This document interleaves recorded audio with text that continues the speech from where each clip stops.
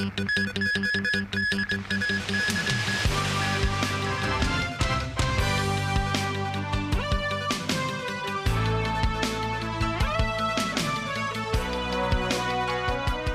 evening, and thank you for joining us. A fertility clinic has been ordered to suspend its assisted reproductive services after alleged mix-ups of its IVF embryo biopsy specimens. In vitro fertilization, or IVF, is an assisted reproductive procedure which fertilizes a woman's eggs with sperm in a lab to create embryos. Secretary for Health Lo Chung-Mao calls the incident unusual and believes the time that the clinic took to report the incident is not ideal. After the allegations came to light, Hugh Fertility in Central remains open for business. When reporters asked whether clients can come to collect their embryo specimens, staff did not respond. A notice posted outside says on May 26th and June 4th, the fertility clinic received notifications from a diagnostic lab reporting a mismatch between some embryo biopsy specimens and the clients. It then began a rechecking process. Hugh Fertility says that the original embryos stored in its liquid nitrogen tanks were confirmed to be intact, with no mix-up or damage, and the irregularities were isolated to the processing of a small number of specimens. The clinic has now fully suspended fertility treatment services and is contacting clients currently receiving services and provide them with free consultation and genetic comparison.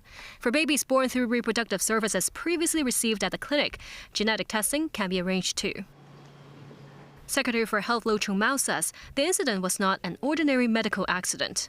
Considering the fact that this is a little bit more complicated, the center has decided to investigate further before reporting to the council.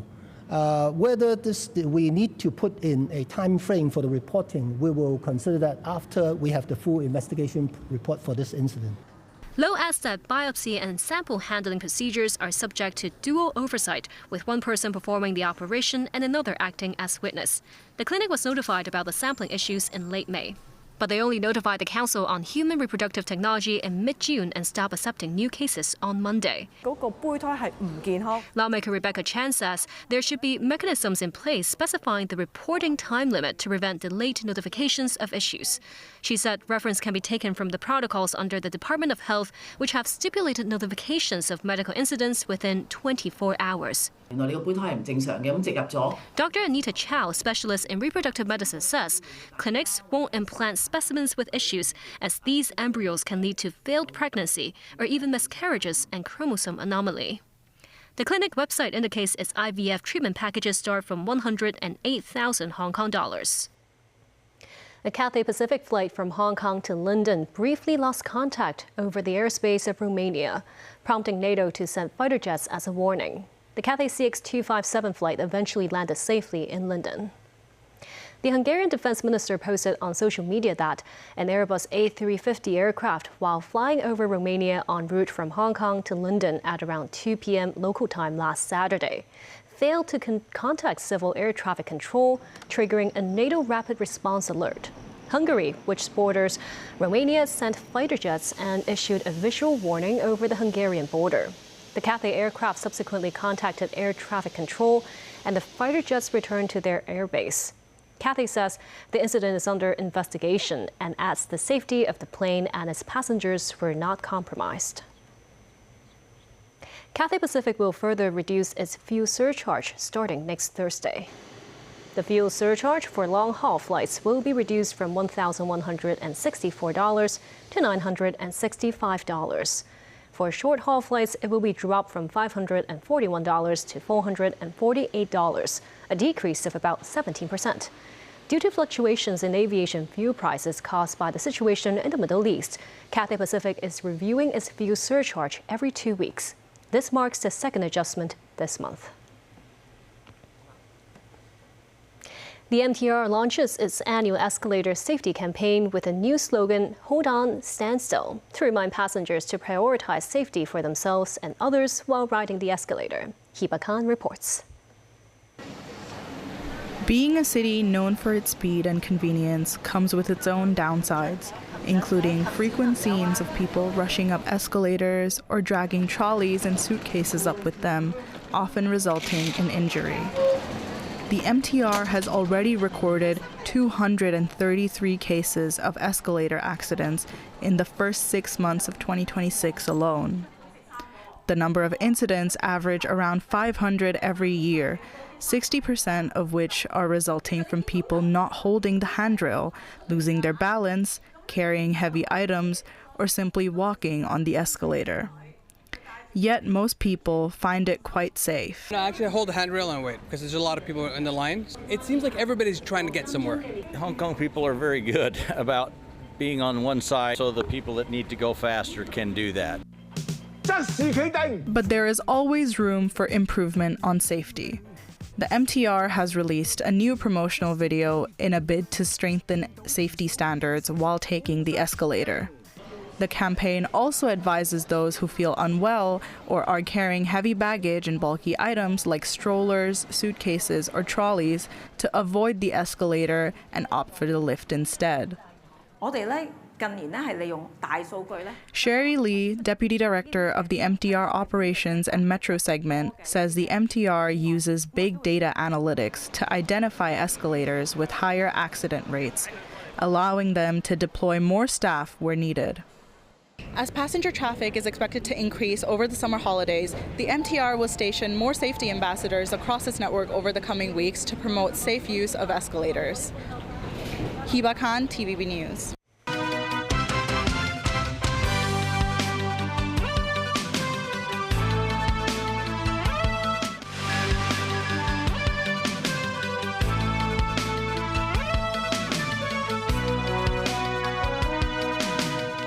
Welcome back. Floods in Guangxi caused by torrential rain from Tropical Storm Maysak have already claimed at least 6 lives, with 11 other people still missing. Local authorities say the floods have affected 375,000 people in Guangxi and prompted the emergency evacuation of 130,000 residents. Rescue operations underway in Guangxi include more than 8,000 personnel, over 1,700 vehicles and 5,700 boats deployed for search and rescue, as well as hazard removal. Guangdong's hydrology authority says rising water levels along the Xijiang River had triggered a red flood alert for the section of the river that runs through Fengkai County in Zhaoqing City. Local authorities said they will continue to strengthen early warning systems, resident relocation operations, and post-disaster recovery measures with more heavy rain forecasts for the next 3 days. Taiwan could issue a sea warning for Typhoon Bavi as early as Thursday, followed by a land warning onwards to early Friday, according to its Central Weather Administration. The agency says Bavi remains a strong and large typhoon with a 380-kilometer storm radius and will likely pass over waters off northeastern Taiwan. Residents in Taipei, Keelung, and Yilan County are among those bracing themselves ahead of what the U.S. Military Joint Typhoon Warning Center calls a super typhoon. Residents and visitors getting off passenger boat at Taitung City's Fugang fishing port, arriving from Green Island, one of the outlying small islands off eastern Taiwan, as they leave to avoid being stranded ahead of Typhoon Bavi. Various fishing boats packed into the port to avoid possible storm damage. Meanwhile, rice farmers in the island's northern county of Miaoli are also rushing to harvest their rice before the crop is damaged by the typhoon.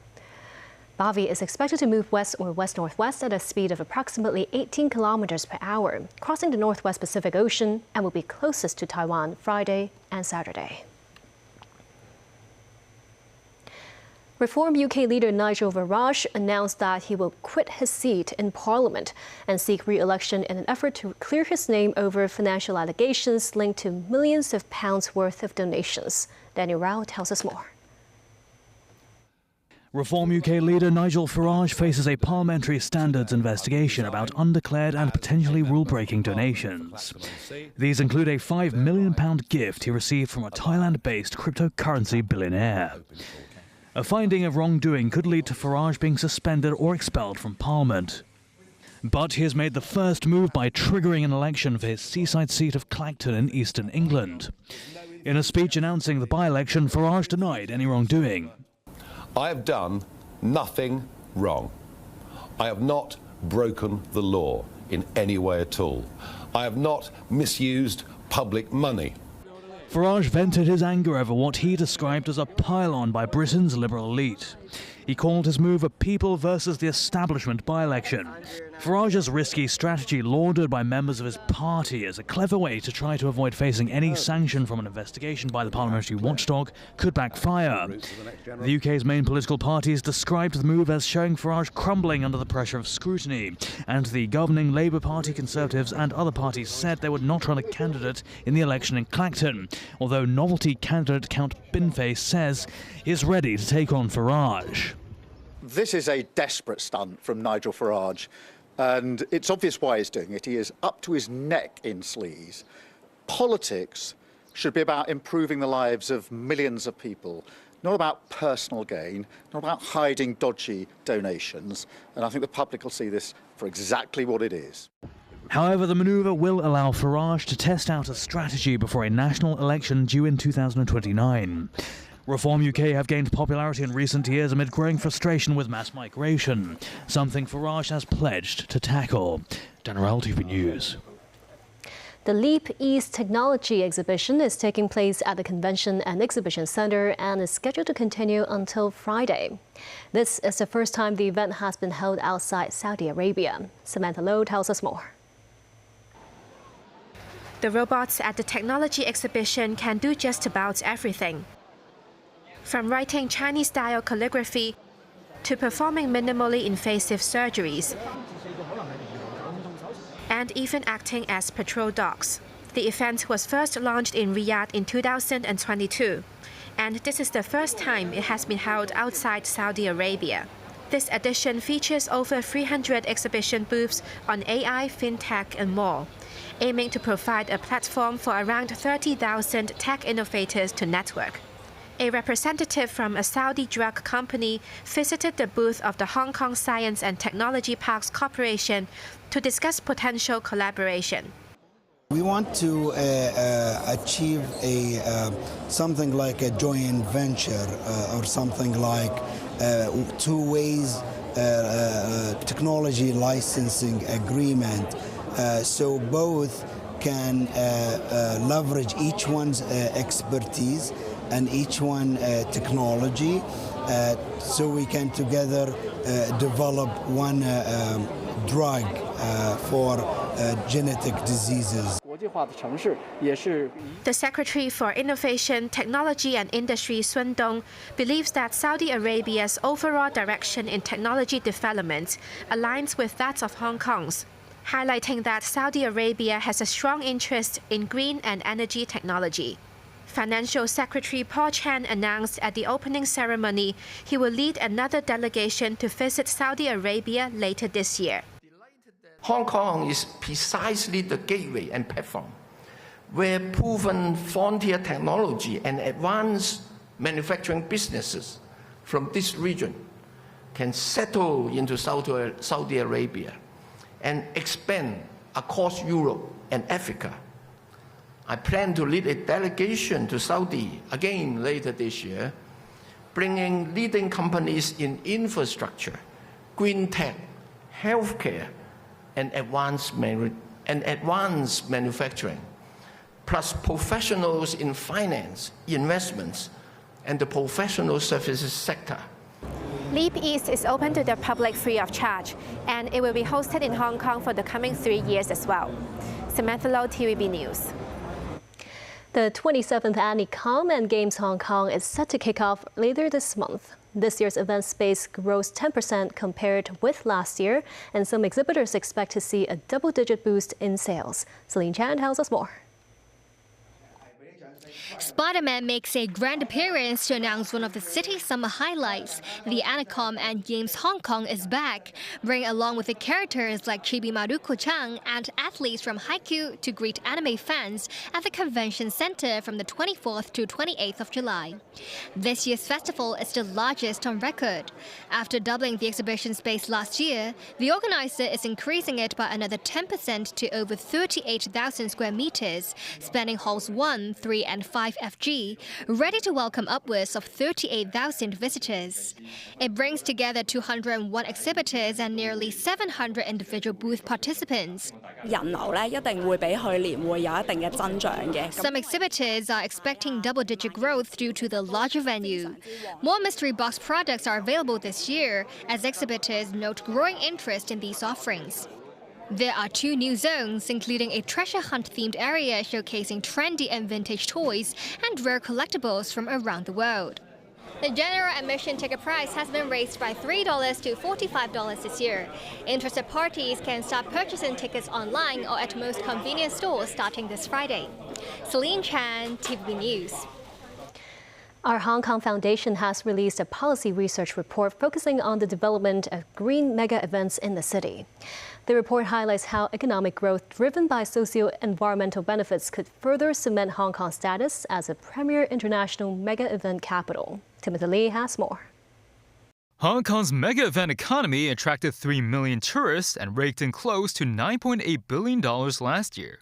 But the city's reputation as a world-class events hub could go hand in hand with an increasing awareness of those activities' environmental footprint. Having earlier released its Green Mega Events Research Report, our Hong Kong Foundation suggests that the city can rake in an estimated $1 billion by introducing sustainability requirements into the industry. The OHKF stresses the promotion of green mega events will not hinder Hong Kong's ability to attract events. The think tank adds the measure is guided by 3 principles: prioritizing mega events and allowing green transformation to follow, facilitating a government-led multi-stakeholder collaboration, as well as a gradual approach for market adaptation. We need the whole industry and also the government to work together. So of course the government can try to provide some subsidies, but at the same time from our research, for example like the co-pay cases, actually you found that over 90% recycle rate. That means Hong Kong citizens do care about the environment. Actually, we want to provide more incentive for them to in these areas. So, for example, if you take the public transportations, so actually we can give them some discount. For example, like buying different related product, or even if you join some green mega event, just like these cases, actually you will see there are some discounts also in the transportations. In hopes of transforming Hong Kong into a green mega event capital, our Hong Kong Foundation made several recommendations in accordance with the 3 pillars of demand, supply, and ecosystem. They include requiring eligible event organizers to submit green event plans and the incorporation of sustainability performance for post-event evaluation. Timothy Lee, TVB News. And that's the news. Thank you for watching.